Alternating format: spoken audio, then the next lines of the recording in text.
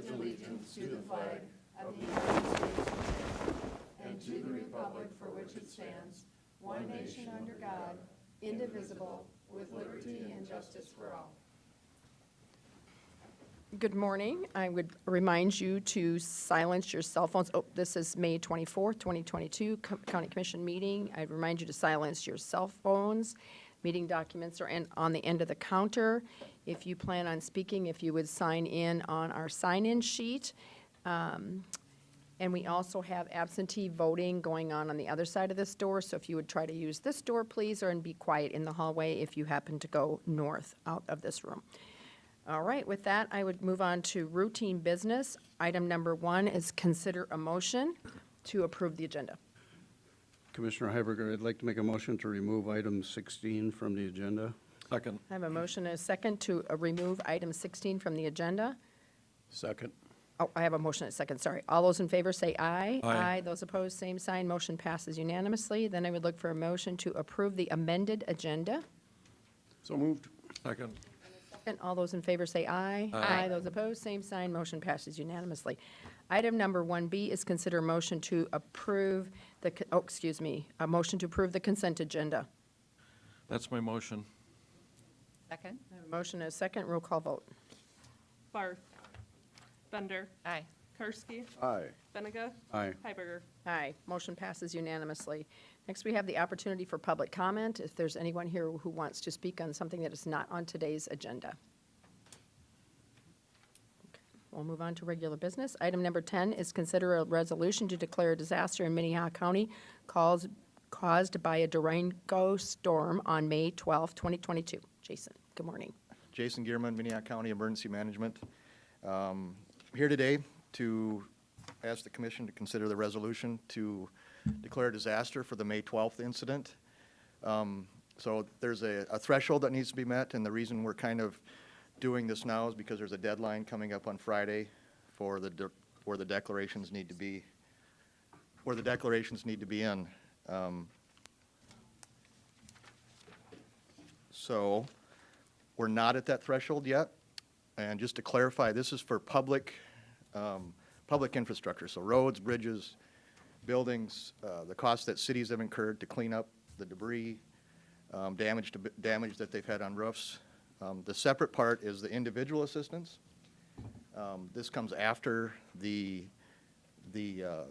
declaration, and the process gets a little farther into it. But we still are encouraging people to call in with their individual assistance with their damage to the 211 system.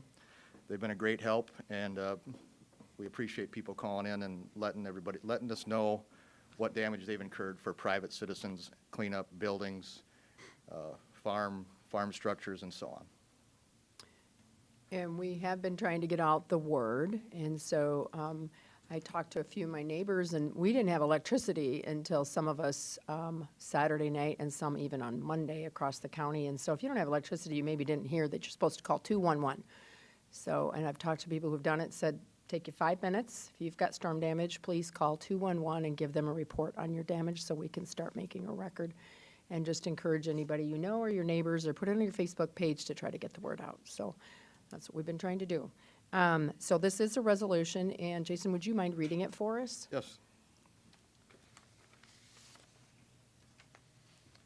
Whereas Minnehaha County, South Dakota suffered severe damage caused by a severe thunderstorm with high winds on May 12th, 2022, and whereas this severe thunderstorm derecho event caused widespread damage to power lines, homes, businesses, residential and commercial accessory structures, and it uprooted numerous trees, which also caused damage to both personal and real property belonging to the citizens of Minnehaha County. And whereas the county, cities, citizens, and power companies incurred significant expense and hardship. Now whereas it be resolved that the Minnehaha County Board of Commissioners do hereby declare a storm disaster extending throughout the Minnehaha County for the population of Minnehaha County. It further be resolved that the Minnehaha County Board of Commissioners does hereby declare storm damage disaster and respectfully request the Governor of the State of South Dakota to declare a disaster area and request presidential declaration of disaster to ensure that the maximum amount of assistance is made available to affected local governments, businesses, and residents. It further be resolved that the Minnehaha County Board of Commissions respectfully request any and all assistance that may be available from the state of South Dakota and federal agencies be provided to all local governments and to the general population within Minnehaha County as we work to overcome this disaster. Any questions for Jason? Look for a motion. Move approval. Second. Motion is second. Roll call vote. Karski. Aye. Barth. Aye. Bender. Aye. Benega. Aye. Heiberger. Aye. Motion passes unanimously. Thanks, Thank you. Jason. Item number 11 is a public hearing to consider a special events on sale malt beverage retail license for the Siouxland Renaissance Association at the W.H. Lions Fairground on June 4th and 5th of 2022. Ben, good morning. Good morning, Commissioners. Ben Kite, Auditor's Office. Today, we're asking for you to approve a special event for on-sale liquor wine retailer's license for the Siouxland Renaissance Festival. The festival will be held on June 4th and 5th at the W.H. Lions Fairgrounds. The license will allow for the organization to sell wine so it can be consumed on site. This application has been reviewed by the Sheriff's Office, State's Attorneys, and Planning, and there are no objections. We do have a representative from the Renaissance Festival here to speak on Let her behalf of this. speak. This is a public hearing, and so we will hear from the proponents. Good morning. Good morrow. We do seek the ability to celebrate our joust and our very good spring beginning of the season with this Renaissance Festival. And a celebration in our time is not complete without ale, mead, and beer. So we ask that you give us permission to sell the same. We have knights in armor to keep the peace. Great. Good. Thank you. Are there any questions? Is there anyone else that speaks in support of this event? Is there anyone who speaks in opposition to this event? Okay, Commission, I look for a motion. I move to approve this. Second. I have a motion, a second. Roll call vote. Barth. Aye. Bender. Karski. Aye. Benega. Aye. Heiberger. Aye, motion passes unanimously. Gramercy. If you We did- would invite you to come as well. What are the Didn't dates? sign in on our sign-in sheet, I'm please make sorry, I sure did that you not. do so that we I can will use it do for the so. record. So I And what appreciate are the that. dates of the event? The 4th and 5th of June at the W.H. Lion Fairgrounds. Thank you. Thank you. Item number 12 is consider a resolution establishing the number of allowable liquor licenses and the fee for various classifications of licenses. Ben? Yes, again, Ben Kite, Auditor's Office. We are asking the Commission to consider adopting the resolution for our annual resolution for the liquor license, the number of liquor licenses and the cost we have. Most of our licenses are set, the cost anyway, are set by statute. We do have some licenses that we do have the ability to set those costs for temporary licenses. Of those temporary licenses, we have 4 that we are recommending that we make changes to. We have a temporary special malt beverage retailer's license that we currently charge $25 a day for. We're recommending that be increased to $50 a day. We have a temporary special on-sale wine retailer's license that we currently charge $25 a day. We'd ask that also go to $50. We have a temporary special off-sale package wine license that we currently charge $25 a day. We recommend that go to $50. Keeping the special on-sale license issued for at $50 a day, and the publishing fee also remain at $50. This is we recommend these license fees based upon what we believe is our more close to our actual cost to prepare those. So I would just ask for your consideration on those. And this is strictly to try to cover the costs that we already are incurring. So are there any questions for Ben? Commissioner Just Karski? comment. I'm glad to see us doing this, Ben. I think, you know, sometimes we'll look at how many one-time licenses we grant for different events, and often suspect why don't they get their own liquor license. So I think this is the appropriate thing to do, and to cover the cost, because, I mean, just you know, the paperwork, the consumption of time and staff time. I'm glad to see you're bringing this. And does $25 is additional for the publication fees also, right? The $50 Or fee. $50, Yes, so it's $50 plus $50. that's so- correct. Okay. I was wondering, I thought $25 didn't seem high enough for a publication fee, but okay. Yep. Just wanted to make sure we're covering those things. Thank you. Any other questions? Commissioner Barth? Again, Madam Chair, I feel that we are, in fact, still subsidizing these events. You know, when the auditor's office has to work on it, and then the sheriff's office and the state's attorney's office, you know, it adds up. And I'm not sure we've added it up. I think we are doing the right thing by increasing these charges, but I'm not sure that we have increased them enough, but maybe next year. Any other comments? Move approval. Second? I have a motion and a second. Roll call vote. Karski, Aye. Bender, Aye. Benega, Aye. Barth, Aye. Heiberger. Aye, motion passes unanimously. Item number 13 is a public hearing and a second reading for the rezoning of 2201 to consider an amendment to the 1990, seems strange to say that, revised zoning ordinances for Minnehaha County to rezone the A1 agricultural district to a C commercial district. Mason, good morning. Good morning, Commissioners. I'm Mason Steffen, Planner 1 from the County Planning Department. Yes, this is a request to rezone approximately 15 acres from the A1 Agricultural District to the C Commercial District. The parcels are located northwest of the Renner Corner on SD Highway 115, as you can see on the map on the screen. And to the south of this property, there are already existing commercial developed properties. This item has been before the Planning Commission at their April 25th Planning Commission meeting, and the County Planning Commission recommended approval unanimously. Therefore, since it's been before the Planning Commission and the first reading has taken place, we are having the public hearing for the final action before the board today. I'll just go over the PowerPoint a little bit if you want to scroll down, Trish. So this initial lot layout is just the initial lot layout for if it is rezoned. There is a preliminary plan for this property as well that was at the Planning Commission last night as the final development plan. This is just kind of the initial layout.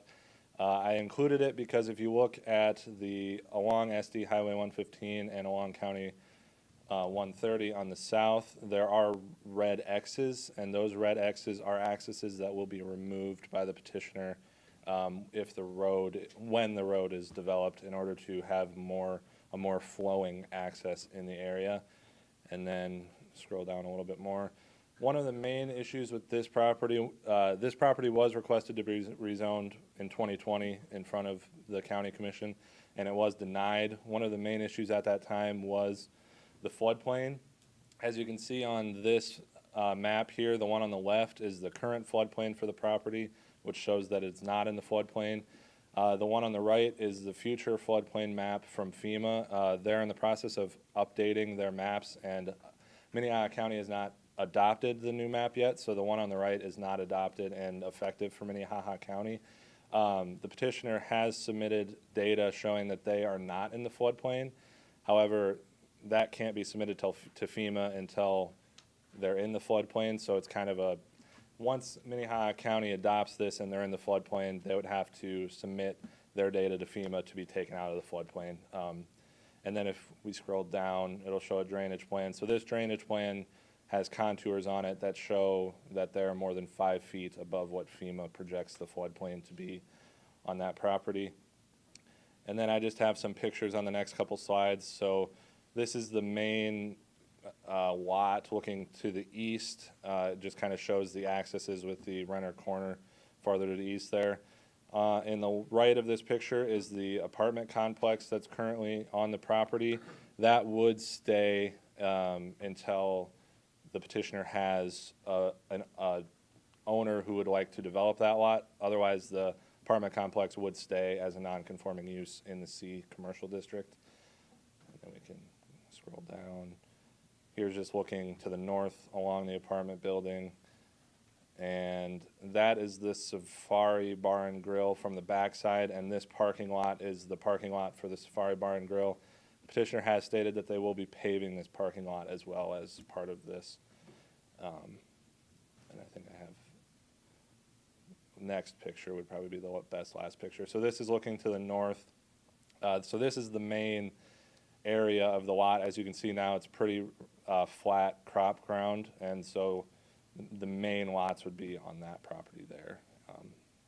And then that is looking at north from the accesses for the Safari Bar and Grill. You can see the current residences on the left there. Two of those accesses, like I said, will be removed, and those houses will be removed. There will be a couple of neighbors there to the north adjacent to this commercial lot, and one of those neighbors did show up at the Planning Commission meeting. I'm not sure if they're here today, but that should be everything. If you have any questions for me, otherwise. Your questions? I have one, Mason. Sure. So the small red box that's on the north side, that is included in the whole rezoning part, or it is not, and those houses On the right removed? side, those two right Yes, right there, there. it is included, and those two houses are owned by the company that is doing this development. So those houses would be removed. Those other ones to the north of those that are not included in the rezoning, and those houses would stay as long Okay. as. Thank you. Commissioner Kursky? Couple questions. Is paving part of the conditions? This isn't a CUP for doing this. That would have been last night. I mean, is paving going to be required? Yes, yep. So they'll have, part of their preliminary plan, which was approved by the Planning Commission last night, is the road has to be engineered, and they submitted road contours and road. On the parking lot.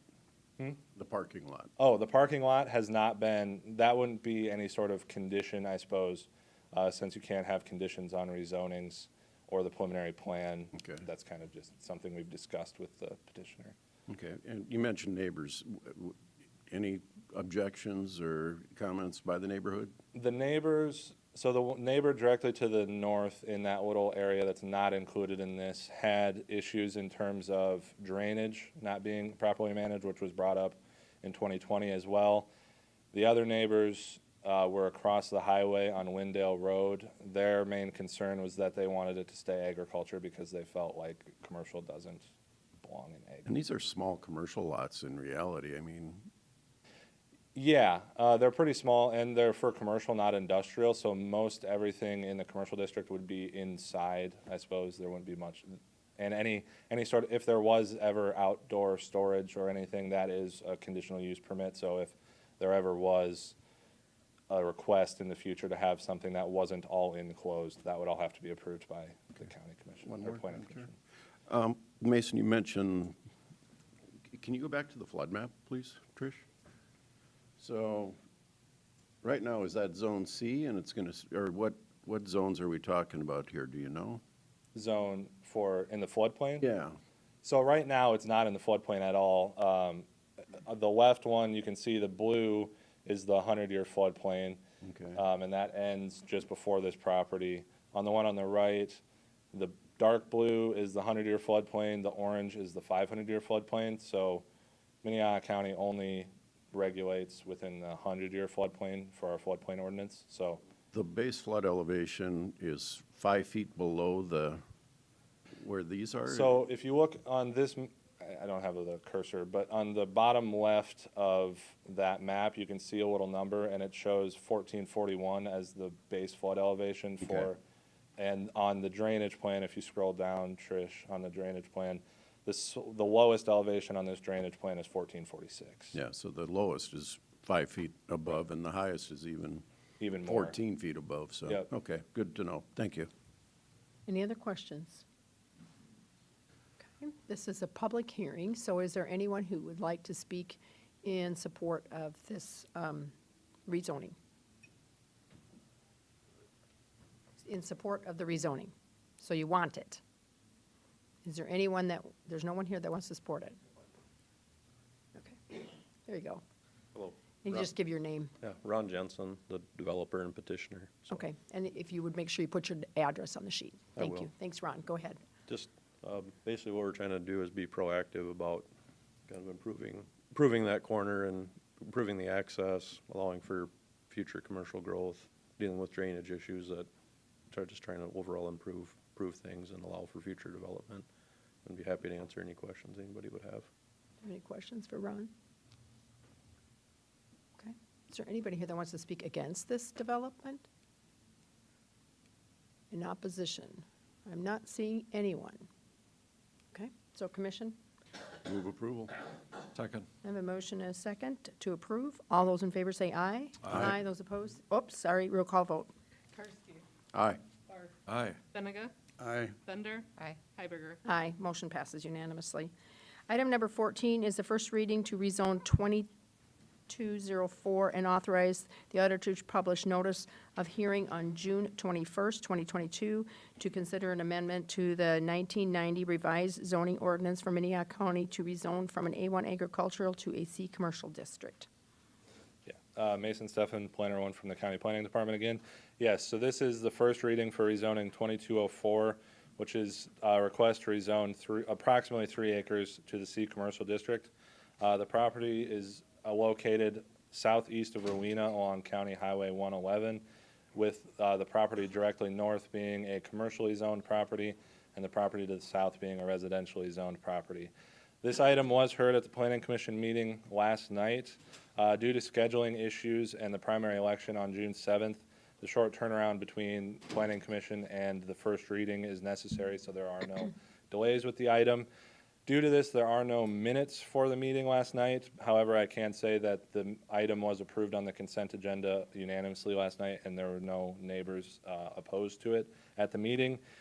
And then I suppose, therefore, action should be taken to authorize the auditor to publish notice of public hearing on an amendment to the 1990 revised zoning ordinance for Minnehaha County that will be held on June 21st, 2022, at or after 9 a.m. at a meeting of the Minnehaha County Commission. And just as a note, that meeting will be at Carnegie Town Hall, not in this room. Good point. Are there any questions on this publication? Look for a motion. Motion to approve? I have a motion, second. All those in favor say aye. Aye. Those opposed, same sign. Motion passes unanimously. Item number 15 is the first reading to rezone 2205 and authorize the auditor to publish notice of hearing on June 21st, 2022. Consider an amendment to the 1990 revised zoning ordinance for Minnehaha County to rezone from A1 agriculture to RR rural residential district. Yeah, so Mason Steffen again. So this request is to rezone approximately 35 acres from the A1 agricultural district to the rural residential district. The property is located directly west of the Interstate 29 and directly west of Interstate 29 at the Baltic exit. On the map there, it does show that it's down by Rowena. That was kind of just a mix-up on the map. It is over by the Baltic exit. Currently, the north portion of the property is zoned for rural residential with the current Coachman's Manor mobile home park, and the petitioner would like to rezone the south half of the property in order to expand this mobile home park. As with the last item, this item was heard last night, so there are no minutes. This item was denied after discussion with questions on the access for the property and the wastewater issues on the property. So it was denial was recommended by the Planning Commission with a vote of 3-2. So with this one, I would also ask that action should be taken to authorize the auditor to publish notice of public hearing on an amendment to the 1990 revised zoning ordinance for Minnehaha County that will be held at on June 21st, 2022, at or after 9 a.m. at a meeting of the Minnehaha County Commission at Carnegie Town Hall again. Okay, any questions on this publication? Madam Chair, Commissioner Byrd. again, there were a lot of issues about this one that concerned the group last night, which included that pond that you see just south of the conversation bubble subject property. That's where all the sewage goes. And as one of our dairy operators said, he didn't think that a dairy operation could get away with having something like that on top of the water table. And so it was a 3-2 vote, or 2-3, whichever way you want to think of it. And there are issues with this trailer park. One of the residents was there complaining about the conditions in it. But as the proponent said, we're looking at low-income housing for lots of people. There's only one entrance into the subdivision, and the road is crummy. there's no addresses on these properties, and mail goes to the wrong person, et cetera. I mean, need to pull up their socks on this. Okay, we're just looking for a motion for the first reading to authorize publication. They'll I'll have make their that motion. Day in court here. Have a motion? Second. Motion and a second. All those in favor say aye. Aye. Those opposed, same sign. Motion passes unanimously. Item number 16 was removed. Item number 17 is the first reading for a major amendment of the 2022-03 and authorize the auditor to publish notice of hearing on the June 28, 2022, to consider a motion to the revised joint zoning ordinance for the Minnehaha County and the City of Sioux Falls to amend Laurel Oaks Planning District, Develop District 14.0610 by removing limits to hours of operation and to allow personal services as a permitted use within the sub-area A, and to rezone from the A1 agricultural district to the Laurel Oaks, or the Laurel Ridge PD, and remaining portion of the legal property described as Lot B, Tract 1, Laurel Oaks Addition, and Lot A, Tract 1, Laurel Ridge Addition, all in the southeast one quarter, section 24-102-49, Mapleton Township. That was a mouthful. Hi, Kevin. Good morning. I'm Kevin Hookman from the County Planning Department. This item, like the last two, were heard last night's Planning Commission meeting. This property is located in north of Sioux Falls near the Veterans Cemetery along Slip Up Creek. Has been before you guys a few times in the last few years as the property receives updates. This item has three different parts to it, as you heard, and including removing limits to hours of operation, allowing personal services, and rezoning of the remaining portion of Lot B, which is the highlighted red box there. At the Planning Commission, or the Joint Planning Commission meeting last night, the City of Sioux Falls approved the rezoning for the remaining of Lot B and approved an hours of operation change to allow for New Year's Eve to close at 1 a.m. in the morning, and the rest of the time would remain at the 8 a.m. to 12 midnight. The county made very similar motion for the approval of the rezoning, but the closing time to be at 12:59. So that 1 minute of time will have to be reconciled at the joint city and the county commission hearing. Staff is recommending the hearing date be set for June 28th, 2022. At or after 5 p.m. at the joint Minnehaha County Commission and Sioux Falls City Council meeting at Carnegie Town Hall. So, Any questions for Kevin on this one? Commissioner Karski. Kevin, one of the prior zoning changes, I'm always concerned about access off of roads, and we're spending a lot of money to rebuild this road to the cemetery. Was that part of the conversation? I mean, this is all kind of similar ownership. Does everybody need a curb cut to get to their property? I mean, are we trying to control or direct the way that access to these lots are being given? Access was not a big item of last night's meeting because access was largely approved in a previous hearing for the final development plan when the petitioner, so if you go to the east 200 feet to that square box there, is zoned for the sub-area A for development, and the petitioner previously had a final development plan to put another event center in that east 200 feet, and that current driveway that you see there on the north side was approved as part of that final development plan. So we'd have the two driveways off the property. And they're so close to each other, they're on a curve. It's going to be a busy, in my mind, a busy street. I don't know if the ship has sailed on getting maybe that looked at again, but going forward, I really think we should put more consideration into access off of those roads like that for the development. So I'd like to make sure that conversation gets had. Sure. Commissioner Karski, I will add on to that. I have talked to the petitioner. He did call me, and he was working through road access questions, and I directed him to the highway department, the township, and he had already talked to the city of Sioux Falls. So he is aware that there are possible issues, and he is working with the people who need to. I don't know if Steve's probably already talked to him, so that is definitely being looked at. Good to hear. Thank you.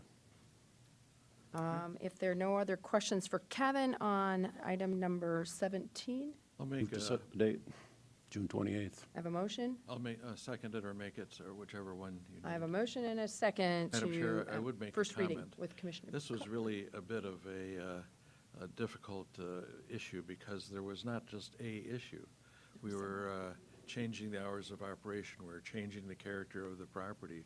I think there were 3 items altogether that were involved, and I think, and the city approved an hour and we approved 59 minutes.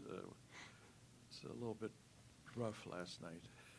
Sounds like it. I have a motion and a second to approve the first reading. All those in favor say aye. Aye. Aye. Those opposed, same sign. Motion passes unanimously. Thank you. Item number 18 is a briefing on the Siouxland Heritage Museums. Mr. Hoskins, good morning.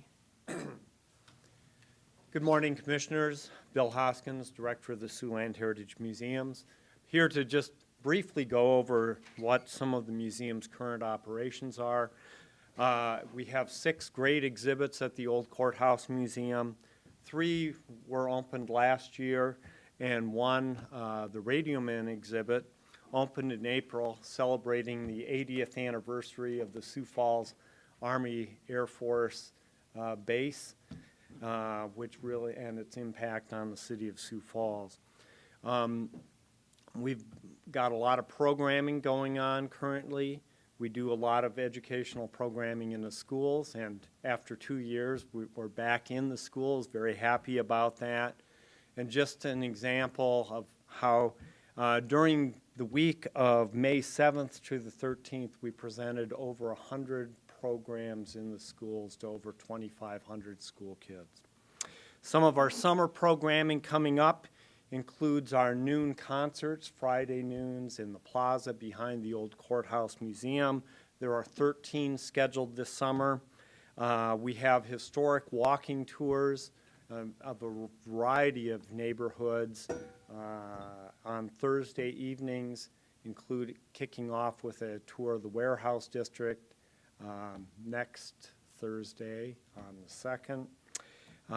We have what we call our Into the Pit quarry tours. We're working with Knife River Corporation on providing bus tours into the pit. Very excited with those. They fill up quickly, so the tours scheduled in May and June are full. We will be doing hopefully more in June, July, and August.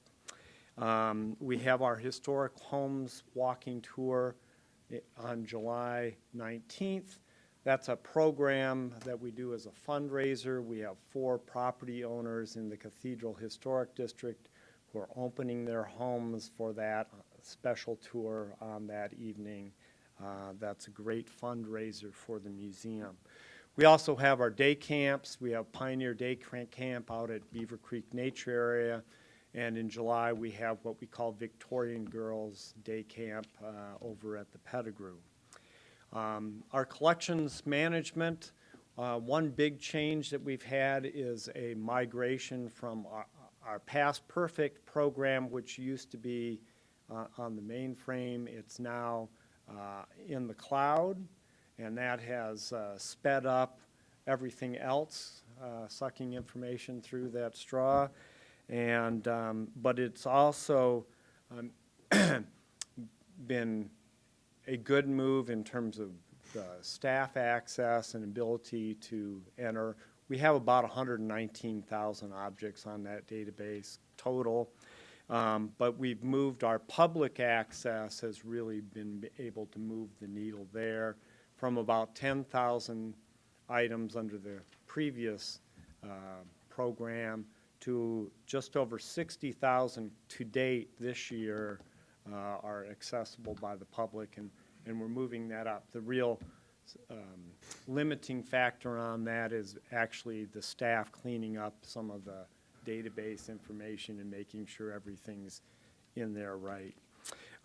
We've also had a major opportunity to help save the community's history came along, and part of that is the Argus Leader, which has been an institution on Minnesota Avenue, has sold their building, they're closing up, and so they came to the museum, and we've gotten about 1,000 rolls of microfilm of the Argus Leader, my guess is maybe 20,000 photographic images, all these photos that appeared in the Argus in the past, some bound newspapers, old Argus, but also some old papers from before that the Argus bought out. So for instance, one of the gems that we found was a bound volume of the Sioux Falls Independent from the summer of 1875. Anyway, so the collection museum staff's working through that collection and how to make that more accessible to the public. COVID really reinforced to the staff, the museum, that customer service is key. It's key to our visitation and keeping those visitors happy and their perception of the museum. And that's probably one of the things we've really learned over the last year, relearned, and are focusing on going forward. That's a real quick 50,000-foot view, if you have any questions. Any questions for Bill? Commissioner Karski. Bill, congratulations to you and your staff. You have a great operation there. Just curious, and I've heard different things, so I just want to clarify. How often do you rotate the main displays? I mean, if I went to the museum once a year, for how many years would it be till I saw a repetition on stuff? We have 6 exhibit gallery spaces that we use at the Old Courthouse Museum. Our goal is 18 to 24-month life expectancy for each of those exhibits. We're really aiming to open a new exhibit there every quarter. Oh, wow. So if you were there 2 years ago, you might have one exhibit that's the same this time around. Things change over. The Pettigrew is a little bit different. We have 3 gallery spaces at the Pettigrew in the museum additions. 2 of those on second floor are longer term installations that were really invested to last 8 to 10 years. And then we have a exhibit on the first floor that's a changing gallery. It's set up every other year. We change it out for about a 24-month time period, length of time for that one.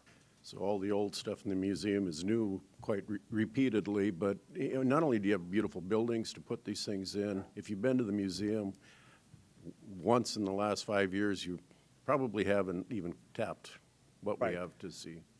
That's exactly right. There are a few stables that stay out because for a variety of reasons. The Faywick Flyer is more or less on permanent exhibition at the Old Courthouse. Pettigrew's Buffalo is out on more or less permanent display, but the galleries, they change over on a regular basis. Thank you. Additional comments, questions? Okay, thanks, Bill. We'll be hearing again from Bill at one of our joint meetings coming up yet this summer sometime. Yes, so. you will. All right, thanks, Bill. Thanks. Item number 19 is a briefing on various divisions of the Minnehaha County Sheriff's Office.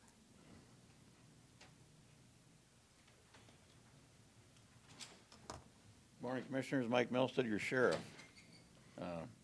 As of May 20th, your sheriff of 25 years. Yeah. So I was pretty honored to be able to be here and to have served that long. And I've built a great team. You're going to hear from 3 of our directors. You're going to hear from Captain Adam Zishka, who is my patrol commander. You're going to hear from Jason Gierman, who oversees our Office of Emergency Management, and you'll hear from Mike Madsen, the warden of our jail. We'll be bringing about 8 budgets to you, as we normally do, so it's a little complicated. couldn't bring everybody here to talk about some of our updates, but I thought I'd give you a couple. One in particular is, as you know, on the 12th of May, we had the response to the windstorm that came through that struck our county. It was unprecedented. I've been a cop for a long time, and I've never seen anything like that. And everybody I talked to who saw that wall of dirt and turned to midnight in the middle of the afternoon all said the same thing. They've never seen it like that before. Within the first 15 minutes, we had multiple medical emergencies in the county. Fortunately for us, the National Weather Service was very good, and the Office of Emergency Management, at updating us on the potential of the storm. And their certainty continued to increase throughout the afternoon. Because we saw that storm was going to hit fairly close to our shift change, we made the decision to activate early ends and late out. So we doubled our force prior to the storm hitting, and then we sent those officers out to area campgrounds, playgrounds, things like that, to let them know that this storm is imminent. And I think it provided a great response in the community. I was on the west side of the county when it hit, and one of the calls I responded to was at the Coffee Cup in Hartford, where all the windows were out of the business, all the windows were out of the cars in the lot. It was chaotic, to say the least, but fortunately few injuries. And but then I responded to just south of Colton, where family was husband and wife trying to get home to Wentworth when and traveling at probably under 5 miles an hour when a board from a ripped off roof of a structure came through the window of the car and killed his wife.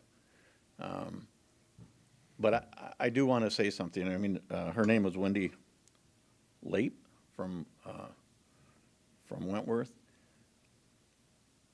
The response from volunteer firefighters, volunteer ambulance, was second to none.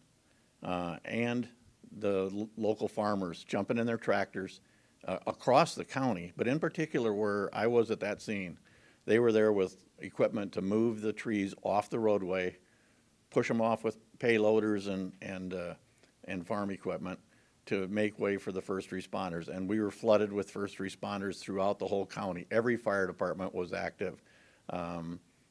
When I was at that scene, we had Del Rapids Ambulance was the transport ambulance, so we had volunteers from Del Rapids Ambulance. We had Colton Fire there, and we had an incident in Baltic, and that was responded to by Garrettson Ambulance. All these are the volunteer first responders that we think of every day and the importance. And I will tell you that I watched you award the funds to equip those first responders with portable radios, some $800,000. A hard decision, but the right decision.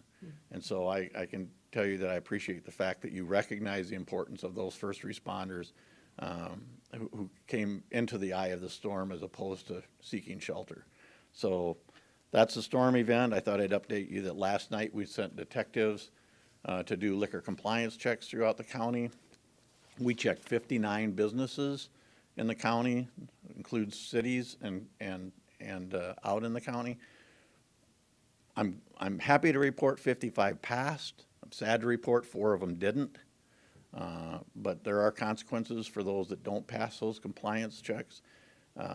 So we sent detectives with underage individuals. This is one of those times that we like to try to get these compliance checks done. We try to time them sometimes at random times, but in particular in dangerous times. We're at graduation time, kids are coming home from college, kids are getting out of school, there's a lot of parties right now.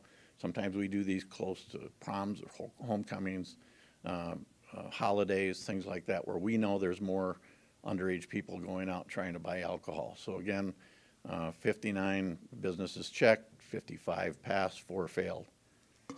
Last, I just thought I can't get in front of a microphone without talking about the opioid epidemic and the crisis with fentanyl poisoning people in our country, in our county, in our city. Minnehaha County, just in the past year, has seen a 40% increase in overdose deaths. 40% increase. 35 people lost their lives in Minnehaha County last year to drug overdose. Half of those were opioid related, many of which involve fentanyl. Almost half of them involve methamphetamine, which is unusual. We usually don't see that high of a number of methamphetamine, but we are seeing some cases where methamphetamine is tainted with fentanyl, so it's a combination of the two drugs. So what's causing that? Well, we know that 105,000 people died in the last 12 months in America from overdose. 2/3 of those overdose deaths come from fentanyl. If you want to know where fentanyl is coming from, I think you know, but I will remind you, fentanyl is coming from China. It goes to Mexico. It's stamped by drug cartels into counterfeit pills that look like everyday prescription pills. They look like Oxycontin, hydrocodone, Ativan, Advil. There's a number of Percocet. There's a number of pills that they look exactly like those. They show up. They're crossing our border at unprecedented levels. Whatever your thoughts are on immigration, I will tell you that the fact that our southern border is not secure is allowing this poison to come into our communities at a level that we've never seen before. And until that border is secure, we can expect more of the same. The DEA last year seized 20 million fentanyl pills, 20 million counterfeit fentanyl pills. 2 out of every 5 were lethal doses. I had a mother talk to me just the other day that lost her daughter to a fentanyl overdose. And she was struggling to try to understand why didn't the other person that was using drugs at the same time in the same home, why didn't that person die? And it's probably because he got one of the good pills out of the 5, and she got a lethal dose. So it's a huge issue in our county. It's a huge issue on our country. These are not overdoses. These are poisonings. The cartels know that these are often lethal doses, but they continue to flood these drugs into our country. So I will say, since I have a chance at the microphone again, if you know somebody or somebody that's listening knows somebody who is struggling with an addiction to these types of drugs, get them help. We hand out our overdose packet to every call that we go on where there's an overdose or somebody struggling with drug abuse. It provides resources like the Link, Health and Human Services Center, treatment providers, prevention materials, things like that to try to help them through these critical times. But I'm more interested in you getting them help than anything. So please keep that in mind. And I don't know, when I talk about fentanyl, I seldom get invited to the Optimist Club anymore when I talk about this. But, so with that, if you have any questions for me, I'll take them now, and then I'll bring up next, I'll bring Jason Gierman from the Office of Emergency Management. A quick question, Madam Chair. Commissioner Barth. Mr. Sheriff, thank you. Really a brilliant speech. So my wife and I were talking, and I suggested that we buy a thing of Narcan just to have around our house. She said, "Why would we? We don't know anyone that does these things." But I don't think we know who might be. And so just as a first aid kit, so to speak, what do you think? Well, Narcan, fortunately, is now available over the counter. It doesn't require a prescription. We have great pharmacies that offer Narcan available so that it is there. I think you're right in that we don't really know who the addicts are sometimes, and it could be their first time experimenting with this drug, that they end up with a lethal dose. And Narcan can literally bring them back from taking their last breath. And so I don't think it's a bad idea, especially if you have someone visit your home that you think may be struggling, and we don't know who's. I can tell you a friend of mine lost 2 of his employees to overdose that involved fentanyl. They weren't trying to kill themselves. They merely had a pill, they ground it up and ingested it, and both of them died, and a third almost died. And so it's not that it's like they're trying to kill themselves, but that what they're using is so lethal that if they're off by a grain of salt, these are stamped in the cartel's clandestine labs. It's not done, you know, in a true lab environment or a sterile environment. So, you know, certainly I know people that have addicts in their family, they're arming themselves with Narcan just to try to save their child's life. But more importantly, get them the help that they need. Thanks, Sheriff. You're right. I don't want you at the Optimist Club. This is just a downer. So, Thank you. thank you. We need the news.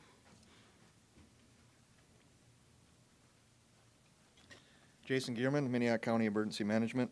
Just give you a quick overview of kind of what's happening with my division. I'll kind of start from the bottom of my presentation, being the sheriff was up here talking about, you know, the storm damage and things like that with the first responders. Again, they are, I'm the liaison for the ambulance and the fire departments, and when we walked out of the room after you guys gave them the money, they were elated. It's something that they've worked on really hard for, so they really appreciate that. And it will be a big help. We're a long ways from getting the rest of the radios that we need just because of the supply chain and just what's going on everywhere. And that's for everything right now. The ambulance, Sheriff Milstead mentioned the ambulances, and I just want to give an anecdotal thing about the Garrettson ambulance. So they were responding all the way from Garrettson, and they almost had to respond to part of the west side of town. And I talked to the Garrettson ambulance director at the firemen's meeting last month, and he said he drove all over the county, but never made it to one call because other first responders showed up as the calls kept coming. But that's what happened. They just came out of the woodwork and showed up, and they took care of things. So, you know, the other responsibilities that I have and the dealing with all the storms and all the odd things that have happened lately. You know, Iowa had tornadoes in December this year. We've got a derecho that I've never heard of until now. We had tornadoes in the late fall in Sioux Falls. So the weather patterns are kind of off right now, so we just got to be prepared all the time and not just the spring for the spring storms anymore. So police reserves, kind of the unique thing that Minnehaha County has that most other emergency managers don't deal with. We have a strong police reserve, around 50 officers. We usually have a class every year. Volunteerism is down. You're all well aware of that. We had to cancel a class last fall because we only end up having 4 people in the class, and usually we like to have the 10 or 12 at a minimum because it takes a lot of full-time officer time to come and train these people and do that. But we're hoping to have a strong class this year. Rescue squad, these are the ones that get called out in the middle of the night. They volunteer. They go out and help the rural fire. They fill their tanks, bring them water, get them what they need. I'm really low on rescue squad members. We need volunteers. I'll throw that out right now. But it's a good group, and you know they work really hard. And then the positive, I have a dive team. There's a waiting list to get on that. There's a lot of people out there that love the recreation and want to get really involved. And we're going to host a dive rescue class in June. It's something that we haven't did since I've been there, but that gets most of my divers certified to do dive rescue. That way, you know, for liability purposes, they've been trained on how to do entanglements, how to work with evidence recovery and other recoveries. So that's the end. If you guys got some questions for me. Questions for Jason? Thank you. Thanks.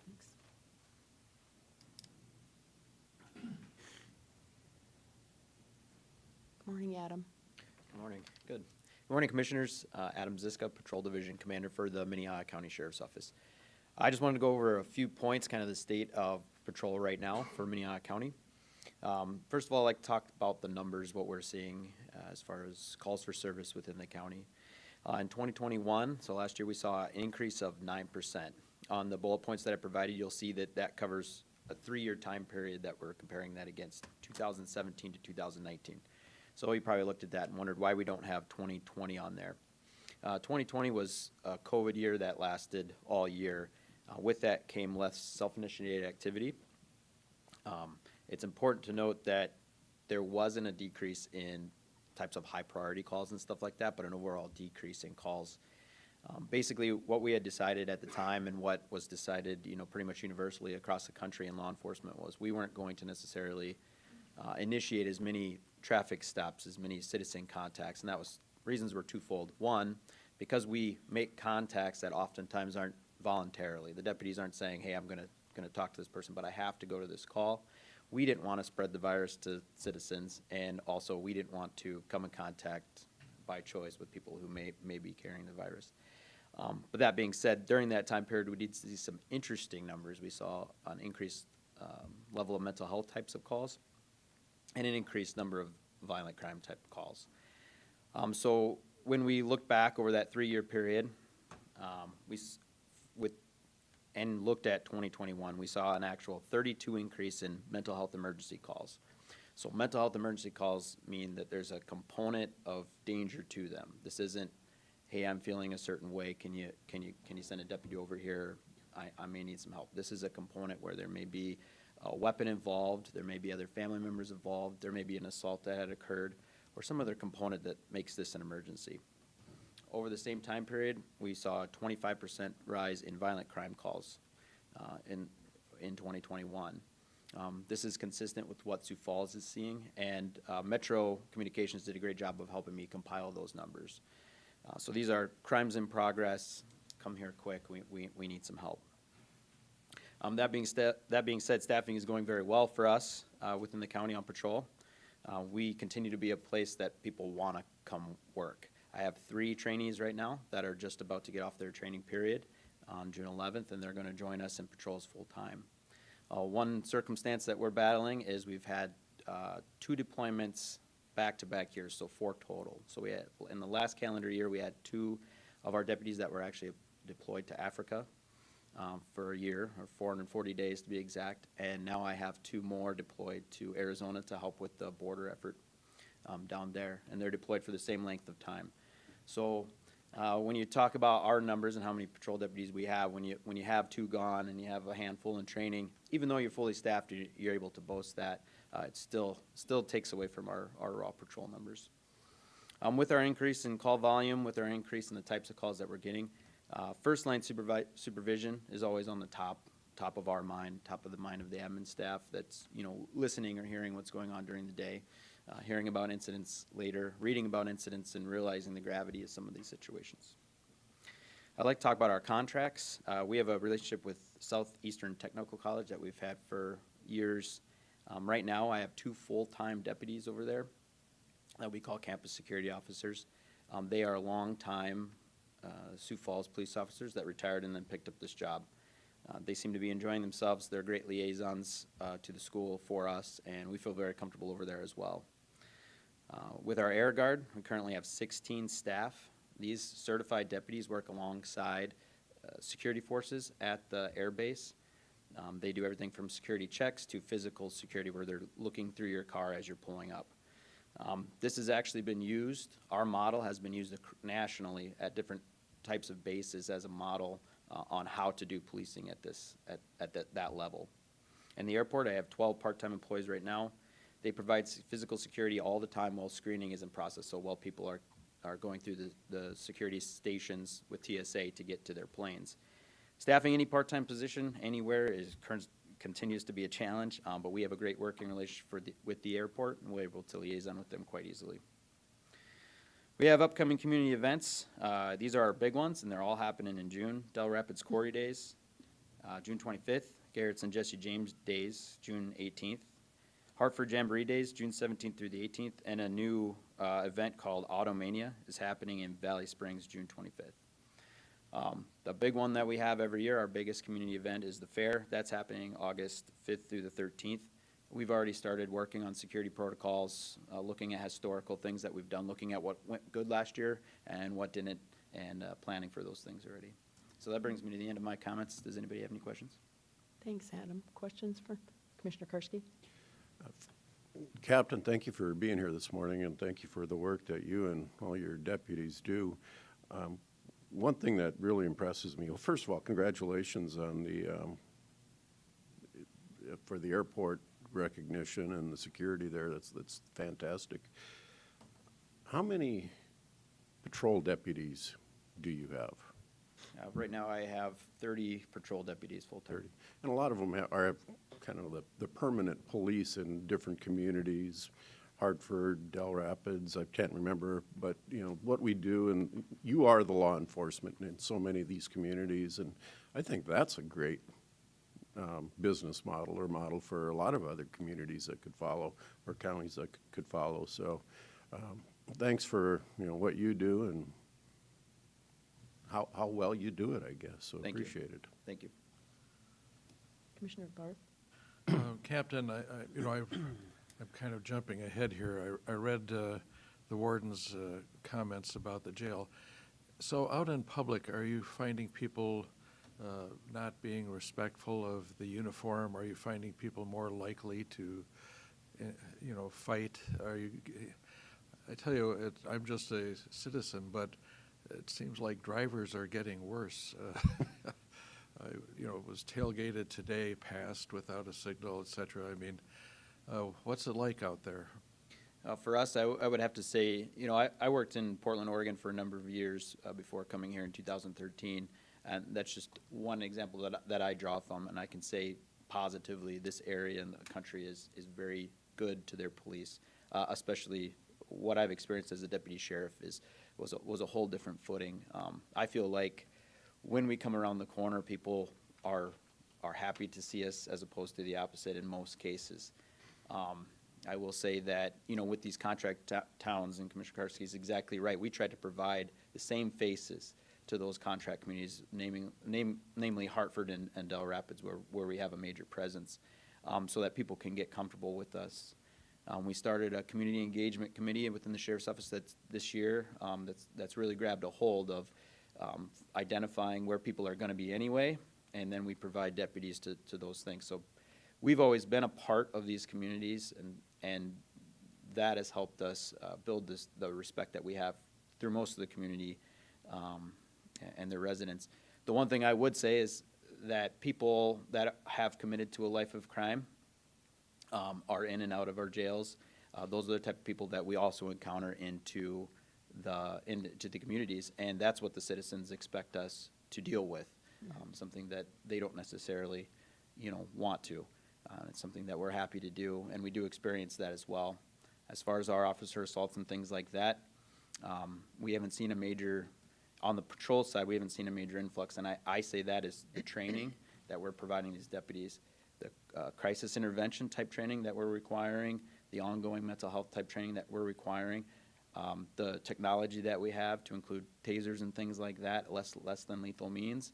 We have brought incidents of officers being injured, I feel like, way down, even as violent crime calls go up. These deputies today and the officers in Sioux Falls today are more equipped to handle these situations, and it's keeping everybody else, including ourselves, more safe. Thank you, Captain. Yeah, thanks, Captain. Anything else? Okay. I Thank think you. We have one more.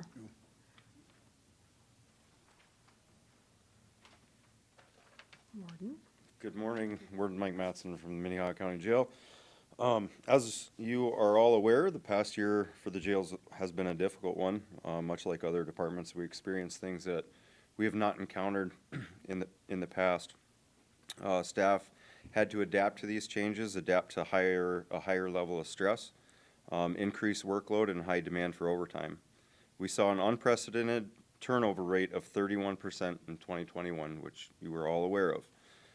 We held 7 new hire classes comprising of 45 new officers. 21 of those officers are still with us. So far in 2022, we've hired 27 new officers, and we have retained 25 of them. With current vacancies and resignations that we are aware of, we currently have 6 positions vacant on May 18th. However, we will have 13 in the background process for classes starting June 13th and July 25th. Recruitment and hiring has been consistent through 2021 and 2020. Human Resources has worked very closely with the 2 jail lieutenants, and they've done an absolute spectacular job recruiting and getting people in the door. The frequency of new hire classes and constant new hire training is welcomed to get new officers trained and working on their own, but it's an example of another task that now has become a regular task. We do this every day. We've done it for 2 years straight. With the action that the commission has taken this year, I'm optimistic that we'll see our turnover rate decrease. I'm also proposing a couple new positions in 2023 budget that can be funded through ARPA funding. I believe those positions will help with retention as well. Today's offender is very much different than years past. Very different from when I was a corrections officer back in 2004. They require a lot of attention. They have little to no respect for people in uniform. They're quick to argue and difficult to hold accountable and routinely disrespectful towards staff. I did a breakdown of 2021 incidents. In total, there are 10,867 incidents that were documented last year. Now, just a brief explanation of an incident. This is something that requires, at minimum, documentation of an occurrence. It could be as simple of a conversation that we need to document, or it could be a use of force incident where we have to send staff and use force to control a situation. There were 230 instances where the jail staff had to use force to control a situation in 2021. That's more than one use of force every other day. We have seen a 40% increase in the major rule violations in the jail. We had 618 of those last year. A major rule violation could be something from inmates fighting to an assault to theft. There's a variety of major violations that we deal with. I broke down more. We had 1,885 general information incidents. Like I said, at minimum, that's some documentation that the staff have to take time to do. 186 emergency hospital visits that require staff response, documentation, and sending a staff member to the hospital to guard the inmate. This is a 60% increase from 2018. 48 suicide attempts that staff had to respond to, render aid, and had to document. 108 medical emergencies that staff had to respond to, render aid, and document. Some data from categories that I did not include that had significant increases include informal discipline. That was a 50% increase from 2018. Mental health observation, 60% increase from 2018. And in 2021, there were 11 incidents involving staff members being assaulted, and so far in 22, we're up to 8. Our average daily population in 2021 was 464. So far in 22, we are seeing our average daily population at 482. We are trending in a manner consistent with Bill Garnos's projection. This means as the number of Minnehaha County and Lincoln County inmates increase, the fewer number of federal and other county bed rentals are available. This is reflected in our 2023 budget revenue proposal. We reduced the federal inmates from 30 down to 20. Jail capacity is currently 579, with unit control 3 being vacated. In 2024, we're going to have to begin staffing for unit control 3 in 2025.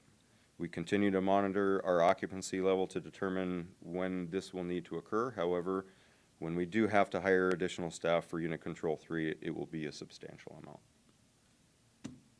Questions? Questions? So, Warden, I know that we have, that turnover was a real issue. Yep. It takes a while to get your staff trained and up and running, and so we've spent a lot of resources to try to bend that curve for you. Yes. So that you can retain people. We put money into recruiting bonuses or retention bonuses and just in base wages. I'm curious whether you think that being able to retain staff long-term will help you with some of these other kind of troubling statistics that you cite today. I mean, do you think that having a more consistent, more experienced staff, it would help with some of these other inmate management issues? I think that I think that will help anytime you have an experienced officer as opposed to a not as experienced officer. It will help situations.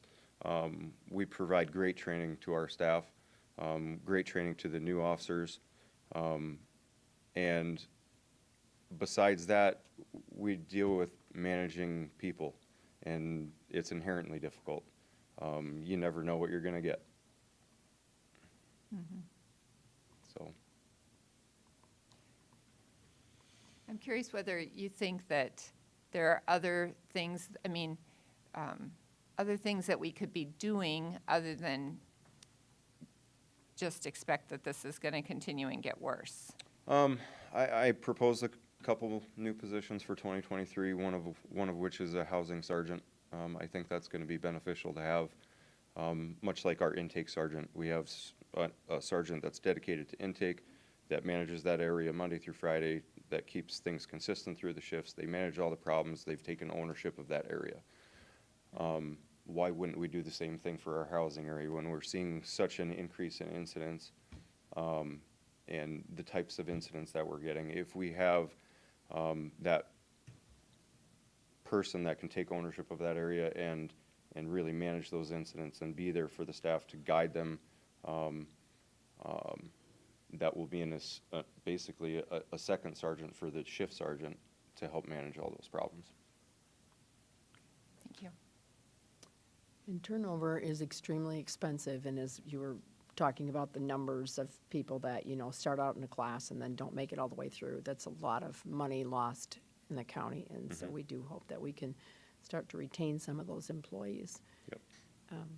Thank you so much for what you do. We do support our law enforcement here in Minnehaha County and also the volunteers. I think it was mentioned several times about all the volunteers, not only the fire departments and the fire and the ambulance that are all volunteers. A lot of farmers came out and helped in a huge mass. So we appreciate all those people that put their energy into assisting us. So thank you. Thank you. Okay. With that, Sheriff, you don't have any final comments, do you? Sheriff, you don't have any final comments, do you? Okay.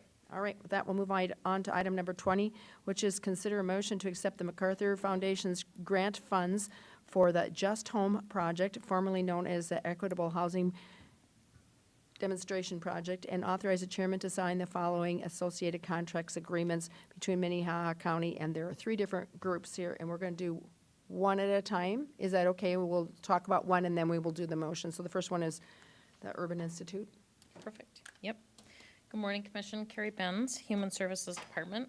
I'm actually accompanied by Aaron Surska with USD and Amos Abu with AHAB, and he's part-time county, part-time city staff. So if you have any questions, they're along to help answer those as well. So before you today are 3 agreements that we need to have in place in order to move forward with the grant funds that we've received from MacArthur. In the past, you've heard us talk about the Equitable Housing Development Project, and MacArthur has changed that name now to that Just Home Project. So it is one and the same. So the first agreement that's before you is the agreement to allow Minnehaha County to actually accept the $90,200 that will be a part of our planning phase. We're already in our planning phase and are a few months into that. They give us 6 months to do our planning. And so the first agreement is just an agreement so that Minnehaha County can accept those funds and become the fiscal agent for that. Okay. So is Any that questions? the Urban Institute one? Yes. Okay. So I'd look for a motion on the Urban Institute contract. Would make a motion to approve the contract with the Urban Institute. Second. I have a motion and a second. We need a roll call vote. Miga, Aye. Barth, Aye. Bender, Aye. Heiberger. Aye. Motion passes 4-0 with 1 out of the room. Okay. Do the next one is University of South Dakota. Okay. So for this grant, USD is the Center for Rural Health Improvement. They will be contracted for $52,000, and attached in that agreement, you'll be able to see and view their scope of work. Basically, it's really facilitating our meetings, being able to basically herd cats doing all of the coordination with not only Urban Institute, but MacArthur Foundation as well. So really, it is just trying to bring full circle all of the data that we need to put forward, as well as all the reports that we'll finalize and summarize once we have the grant complete. Any questions on that contract? And USD, this group has done our other past MacArthur grants, so they're familiar with the players in the game. Correct. So, look for a Yes. motion? Look for a motion to I approve? would make a motion to approve the USD grant. I'll second that. Okay, a motion and a second. All those in favor say, oh, excuse me, roll call vote? Benega. Aye. Bender. Aye. Barth. Aye. Heiberger. Aye, motion passes unanimously. The next one is Maximizing Excellence LLC. Okay, so Maximizing Excellence is also a part of this grant. We've contracted with Maximizing Excellence so that they basically can do some of that work for us. They basically will be facilitating our meetings. We really felt that it's critical that when we bring this number of community entities together to try to have a great conversation, we really want to maintain that neutrality and having everything remain objective so that at the end of our project, we really feel that it is a community-based project and we've been able to adequately hear and take into account what everyone has to say. And so Maximizing Excellence will basically do just that. They'll facilitate our meetings and help us stay organized. Okay, so to approve the contract with Maximizing Excellence. So moved. Second. Motion and a second. Roll call vote? Barth. Aye. Bender. Karski. Aye. Benega. Aye. Heiberger. Motion passes 5-0. Thank you. We're done. Thank you. We'll move on to item number 21, which is the William H. Lyons Fairground Task Force Workshop Review. Carol Muller. Good morning, Commissioners. Carol Muller, Commission Office. Before you today is the report that has been put together by Charlie Smith, and we do have Charlie Smith on Zoom and on the phone. We're just working through all our connections at this particular time. Anyway, Minnehaha County contracted with Charlie Smith for the first step of reviewing the current fairgrounds. Smith was in Minnehaha County May 1st through May 4th. During that time, he had a chance to meet with the task force and also to assess both the site and the facilities on the fairgrounds. Smith's site analysis workshop report, which is attached, and we will go through that, looks at significant features of the site, such as the flow of people, parking, flow of animals, etc. Smith also looked at opportunities and constraints, along with significant issues. The site analysis workshop report serves as the basis for the subsequent phases of master planning. And the task force had the opportunity to review the report and provide feedback to Smith. So, Charlie, can you hear us? Oh, we're going to go through. You're on mute, Charlie. We're going to. Charlie, how's this work for you? I think that'll work fine. I could not, I do have my computer on mute, so I don't get feedback. So Can you put it we'll any just go on closer, the phone Tom? if that's okay with you. Does that seem to be working? Does this work okay for you guys? Yep, can you pull the microphone down just a little more, or is that as far as? I will. It's as close as it goes. Let me anything. find something the phone to up. set it on so I raise it up just a little bit. Yeah, That's clean. We're improvising here. we're improvising, Charlie. Okay. I've Okay. done that before. Okay, how's this sound? A little bit better? Charlie, we've got the PowerPoint up. Yes? And just for people's background, this is our last Tuesday meeting in this room. Eventually, we will be upstairs, and we're going to have much better setup for Zoom meetings and bringing people on board. So with that, Charlie, I'm going to turn this over to you. The commissioners are anxious to hear from you. Good deal. Well, I do have the screen up and shows the number one site analysis diagram. And of course, as you mentioned, we did go through a significant site analysis process on the existing site. And I'll have to commend the task force for sticking with us and meeting with us so many times. And the back of the report, you'll see the sign-up sheets and who all came, and we've had great participation and input through this first phase of the process. I won't go into detail into each of the sheets. I will just generally hit some highlights, and we'll get back to some of the significant issues in light of time. The first slide you see has to do with the regional access. Where are people coming from to get to the property? And let's go on to slide number 2. And then it's very interesting that locally we get about a 50% distribution from the north and the south once we get all the traffic from the region collected, so to speak, which is good in that we don't have 100% coming in one direction and really clogging up the road system. So a pretty healthy distribution of vehicles arriving at the site. Now, these are attendees. We'll talk about the service vehicles and the livestock trailers later. Slide 3, please. Number 3, we start to look at how the people actually move in the site itself to the different parking lots. Very easy from the north side off Madison, 50% going into that lot, 50% coming up from the south into the paved lot. And you'll see the little blue circles. We're looking at where the different people are coming in from the site.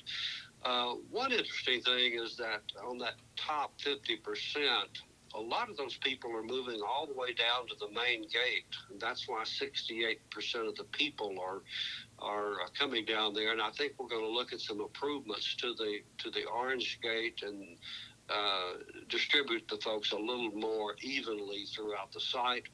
At the south end of the property, you see the livestock and vendor gate. The issue there, and we'll see it in another slide, is that those people are typically coming in off hours, so we're not blending livestock trucks with attendees. Next slide. Pedestrian circulation. I went back and Carol provided me a historical diagram, and that's the way it began.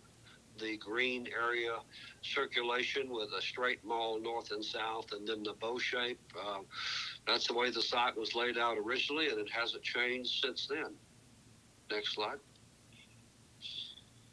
This does address the issue of service access, where all of that is required to come from West 12th Street up and be checked in, and then come into the site from the south side. Off hours. Next slide. On the animal movements, I'm looking at any conflicts that we might have between animals and people. And in this case, you're very fortunate to kind of have a back road there where animals can be moved from one area to the other without crossing a pedestrian path. Next slide. Adjacent land uses, we're looking at what are our neighbors like. You're fortunate to have not have a lot of residential next to you. You've got commercial to the east, the quarries to the west and to the north. The issue with residential when it's right next to you is that those folks unfortunately become a little unhappy the more popular and the more you use the site, and we're really pushing towards a 365-day use site, so I think the land uses are very compatible adjacent to the property.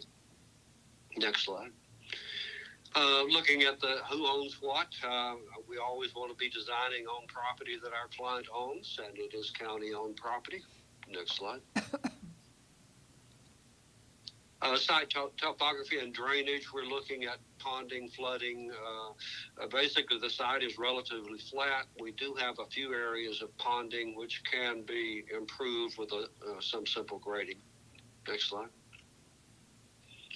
Site expansion, very limited. There is some city-owned property. However, it has some environmental issues to the south. But somewhere along the line, you might strike up a conversation with the city regarding the use of that property. We might be able to put livestock trailers on it, things of that nature. Probably no buildings, but you're basically landlocked with the exception of that piece of property. Next slide.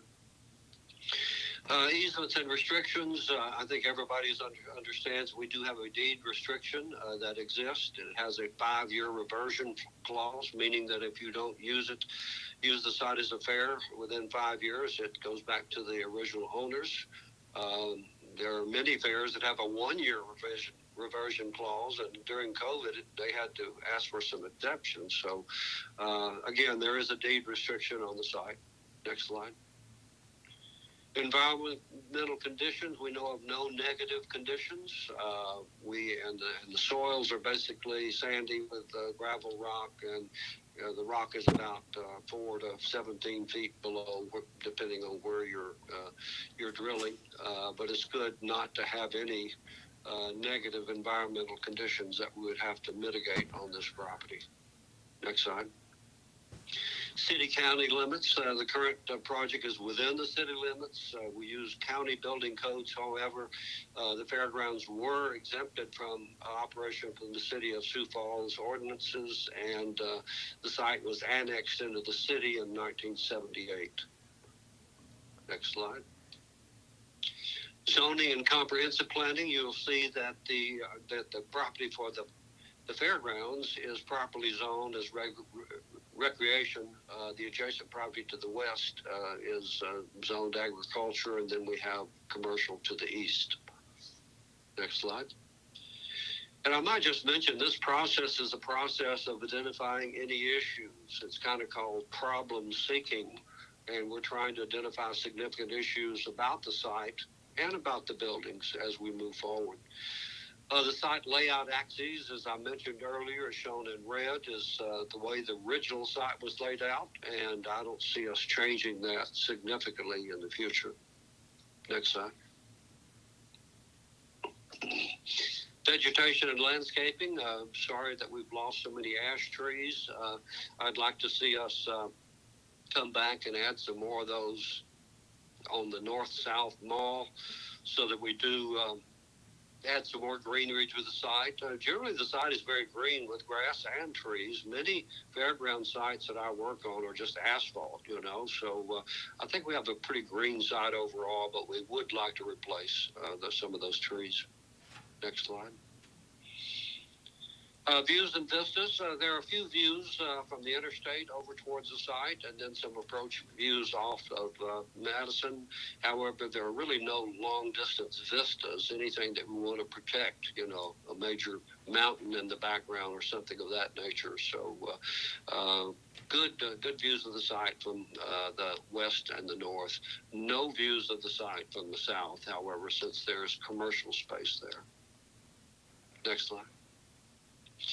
We're looking at solar orientation, just in case we do have some changes to the grandstand or have another performance area. We want to be sure we know where the sun is rising and setting, and if it's in anybody's eyes or whatever. So your grandstand now is currently oriented properly. It's interesting that the winds are from the southeast on summer and from the northwest in the winter.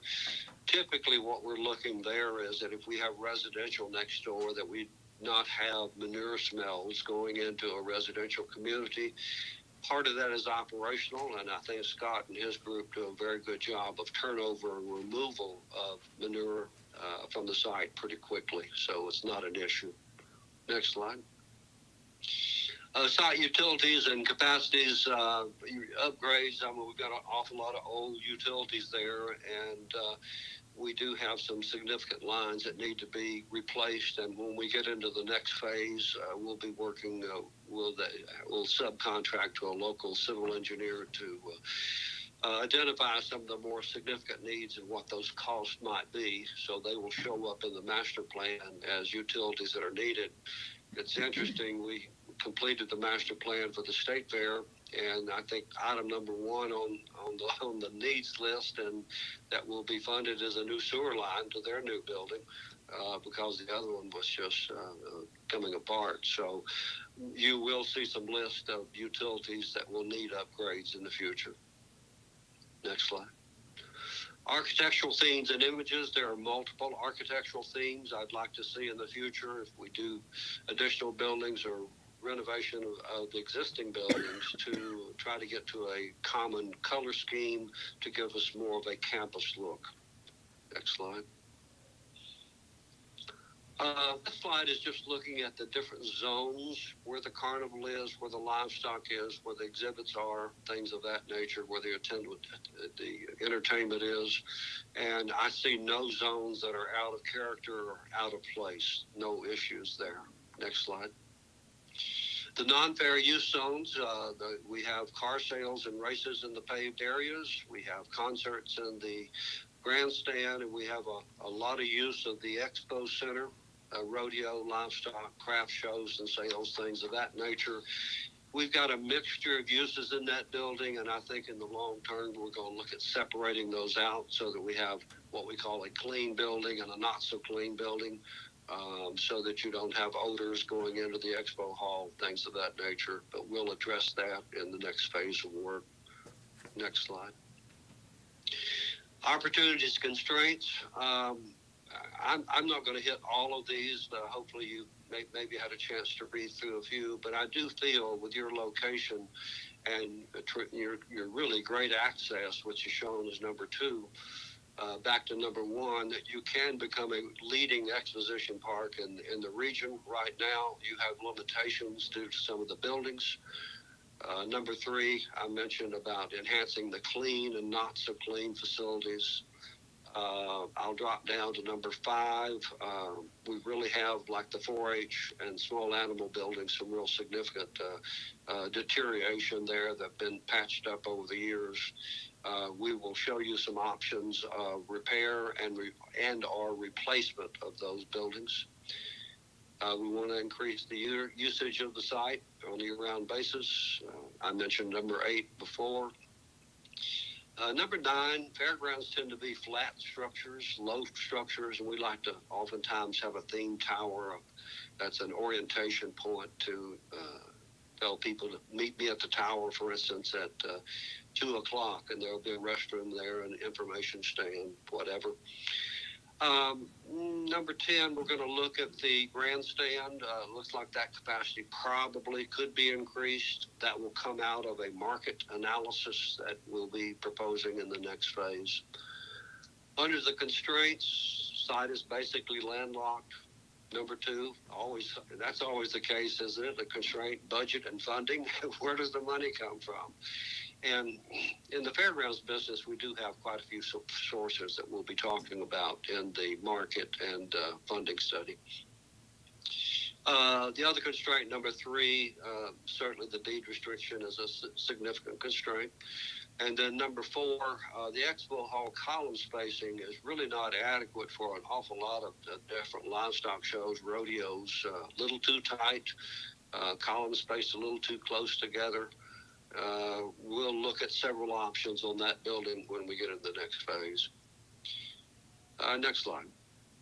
Significant issues. The site is relatively flat, drains well. Number 2, I just talked about existing buildings in need of replacement. Number 3 will probably be a pretty big ticket item, utility upgrades that would be phased out over a number of years. Number 4, the trees we talked about. Number 5, the expo center ring size and column spacing. Number 6, as I mentioned earlier, separating the clean space from the not so clean space so that you don't have livestock odors in an area where you might want to have a wedding reception or a trade show. We'll be talking about number 7, some thematic vehicular entrances, some portals to the site that stay there on a year-round basis that kind of announce the site, and the fact that the north parking lot should be paved. Next slide. The appendix, I'm not going to go through all of that. It does include all the sign-up sheets and the description of the 3-phase process. Let's go to the next slide and go down. That's me and what I do, and we love working for the fairgrounds. Next slide. Next slide. Next slide. Next slide. Okay, there are your 3 phases. We just finished step 1, the on-site workshop. We included the site analysis. We played around with a few alternative concepts, but nothing that was worth presenting at this time. Excuse me. The next phase would be the phase long-range master plan. It will include market demand, an economic study, as well as the physical master plan, and we'll be pulling together a proposal in the next few weeks for that, utilizing both our firm, another national firm on the market work, a local market demand firm, local civil engineer, probably a local contractor to help put some pricing together, in that cost of construction in Sioux Falls may be different than Florida or whatever.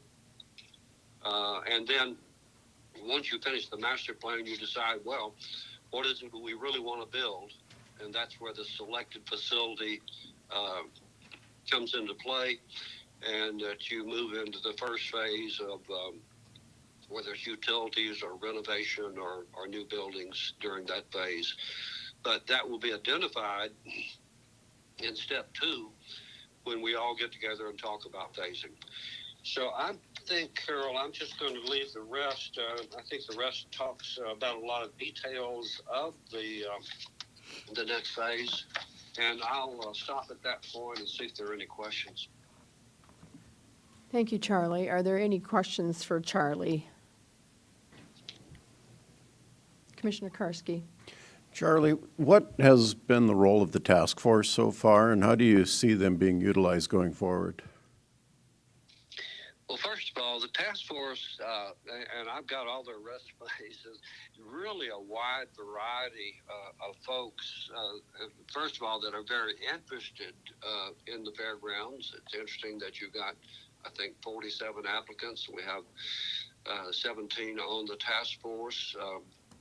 The role was in this process to provide input during the study, to walk the grounds with us, to go through each building, to understand the conditions. And I see them in an advisory capacity, reviewing the work that we're doing and providing input, both back to the design team and to the commission.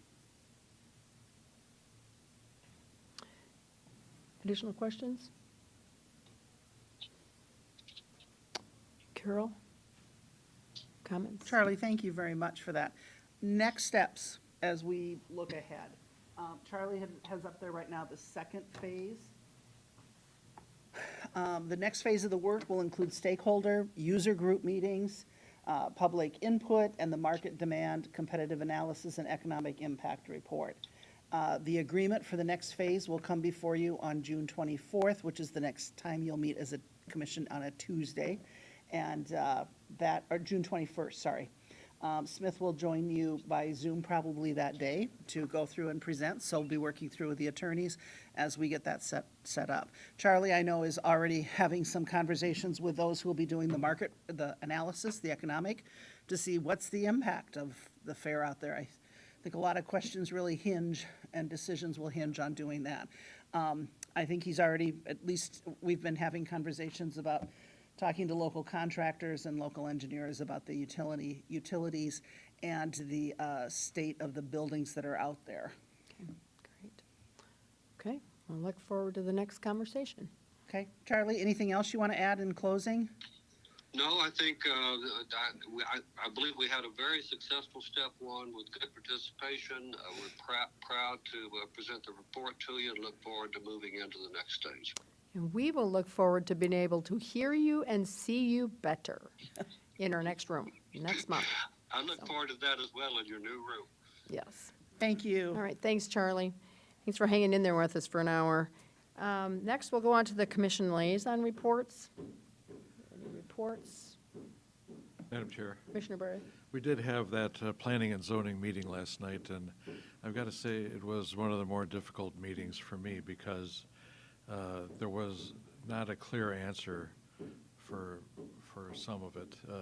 You know, there was the one issue for the trailer park expansion where the sewage was odd. There's the other issue where we're changing the zoning, we're changing the hours of operation, we're changing, you know, all of that, and it was difficult. Even the easy ones like the the Renner development was not that easy. Yeah. So, and additionally, I would say that, you know, I'm on the board for the East Dakota Water Development District, and they're looking at, we had a resignation, which was Steve Dick. He had to resign because he took a federal job. And we're also redistricting where the board members come from. And if you move out of the district, you're out, and if you know you move into someone else's district, you're out, and until the next election. And so the exact boundaries of those districts is still up in the air. I guess that's most of it. Okay. Any other liaison reports? Commissioner Karski? Last week, Wednesday, we had a strategic planning meeting for the link. We were supposed to have a board meeting today, but we kind of covered a lot of board items for the link last week. It was 10 o'clock to 1 o'clock, so it was a fairly long meeting, very well attended. There had to be roughly 20 people that attended. All the board members were there. Mostly we're just kind of, in my mind, what I think came out of it was kind of staying true to the mission of what the link was supposed to be, and maybe, you know, there's always that intent, or what happens over time is it kind of broadens in scope, and we're just trying to keep it where it, in my mind, should be. Yeah. So we had that last week. Like I said, good meeting and well attended, and I thought it was definitely worth the 3 hours that we spent there.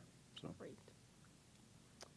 Not seeing any other liaison reports. Are there any non-action commission discussions? I think Carol's going to give us a summary of the next month. Maybe my You guess. read my mind very well, Commissioner. Yes. We have a lot of stuff going on. Yes, so the next time that you meet will be June 10th.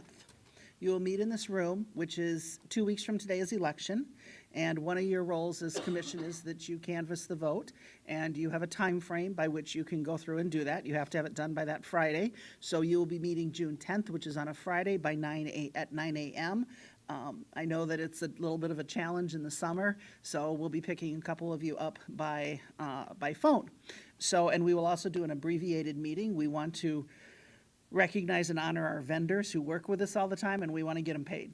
So we know that they're waiting a couple extra, there'll be an extra week in there, so we will be doing bills on that day. We'll just be doing a consent agenda is what we're working towards. Budget meetings will take place in this room, June 14th, 16th, and 17th. Okay. And those are the last meetings you will have in here, because demolition will start the following Monday on June 20th, as this area gets turned over to the state's attorney's offices. So June 21, June 28th, you will be meeting at the City Council chambers. City Council has been great partners with doing it. We're a little bit iffy about July because we're waiting for a piece of equipment to be shipped that will make it all possible for us to get the meetings on Channel 16 and on YouTube and on our website to go through and do. So we've been told it will ship June 30th, but as with everything else, nobody knows until it absolutely goes and gets picked up by the delivery person if it's actually getting shipped on that date. So we do have July on reserve with the City Council also. So those are the dates. We'll continue to keep pounding them in as we talk about different things as we're looking at it. We know that June's a busy month for everything. Thank you. Okay. Any other non-commission action items? Commissioner Karski? Voted today, right next door, yes. And the ladies over there that are working, love to see anybody that wants to come early. I visited with them briefly. There's 179 different ballots, according to them, for our county. I think our auditor, Ben Kite, has done a fantastic job with the coordinating and just the logistics and the sheer volume of things that have to be accounted for, so I just wanted to commend him on that. But yeah, if you can get and vote early, do your homework, come on down to the courthouse.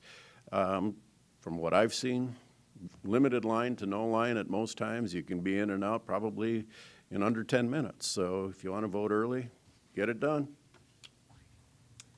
Commissioner Barth? I totally concur with Commissioner Karski. I do have one other item, though. Go ahead. The journalist that covers us for the small newspapers, Dave Baumeister, won some awards for journalism this year.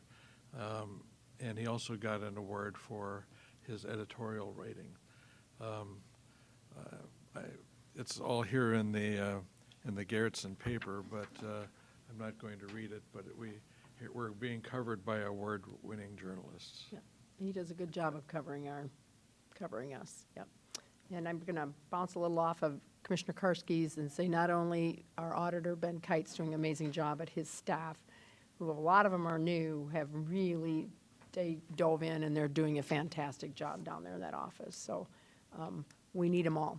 So if there are no other non-commission actions, there's no exec, so I would look for a motion to adjourn. So moved. Second. All those in favor say aye. Aye. Those opposed, same sign. Motion passes unanimously. Tyler? Adjourn.